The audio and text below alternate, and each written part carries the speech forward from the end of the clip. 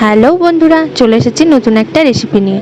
তো তোমাদের যেমনটা বলেছিলাম যে আমি এই গরমের মধ্যে তোমাদের অন্য কোনো রকম রিচ জাতীয় খাবারের কোনো রকম রেসিপি না দেখিয়ে ঠিক এখন যেমন ওয়েদার ঠিক সেই অনুযায়ী রান্না করে নেব আর তোমাদেরকেও দেখিয়ে ফেলবো এই রান্না। তো চলো দেখে নিই। আজকে আমি এখানে মটর ডাল করছি, যেটা হচ্ছে তোমাদের করলা বা উচ্ছে যেটাই বলো, সেই করলা বা উচ্ছে দিয়ে। তো প্রথমেই আমি এখানে মটর ডাল নিয়েছি আর মটর ডালটা আমি ভালোভাবে ধুয়ে বসিয়ে দিলাম সিদ্ধ হতে। এরপরে দেখো, এটা ফুটে ওঠার পরে আমি এখানে সামান্য 1 চিমটে মতো দিয়ে দিচ্ছি বেকিং সোডা। বেকিং সোডাতে কি হয়, আমি যেহেতু এটা আমি কড়াইতে সেদ্ধ করছি, যে কারণে আমি বেকিং সোডা ইউজ করলাম। তোমরা যদি প্রেসারে সেদ্ধ করো তো করতেও পারো, তো আমি যেহেতু কড়াই করছি তাই জন্য আমি একটু বেকিং সোডা সাহায্যটা নিতে হচ্ছে আমাকে এটা সেদ্ধ করবার জন্য, নইলে অনেকক্ষণ টাইম লেগে যায়।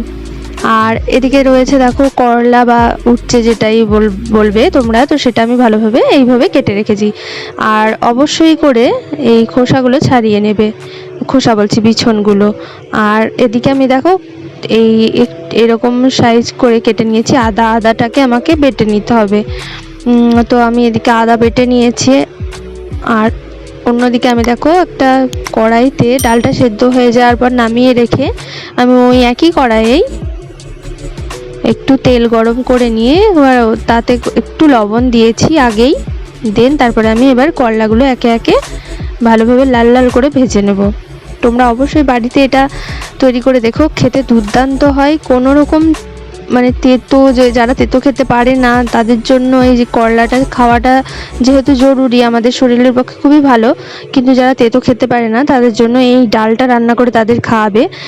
খুব মানে তেতো লাগেই না, বরং খাবার একটা আলাদা মানে অন্যরকম একটা ধরনের টেস্ট চলে আসে। তো এই দেখো এইভাবে আমি লাল লাল করে ভেজে নিয়েছি এপিট ওপিট উল্টে। তো একদম কড়াভাবে ভেজে নিতে হবে। আমি একটু সরিয়ে রেখে, আমি না তুলে একটু সরিয়ে রেখে ওর মধ্যে আমি ফোড়নগুলো দিয়ে দিচ্ছি একে একে।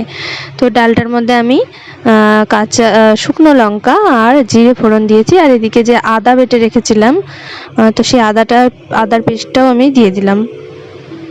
আর এবারে গুঁড়ো মশলা আমি একটু কিছু ইউজ করব। তো আমি দেখো এখানে একটু জিরে গুঁড়ো দিলাম। আবারও বেশ কিছুক্ষণ নাড়িয়ে নিয়ে আমি এবারে দিয়ে দিচ্ছি আন্দাজ মতো লবণ, হলুদ, আমি মিশিয়ে নেব। তোমরা এখানে চাইলে অন্য কোনো মশলাও অ্যাড করতে পারো।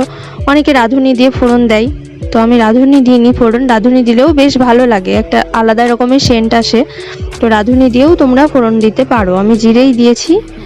তো ওইগুলো মশলাগুলো ভালো করে নেড়ে নেওয়ার পর আমি দেখো ডালটা দিয়ে দিয়েছি। একদম খুবই ইজি একটা রেসিপি।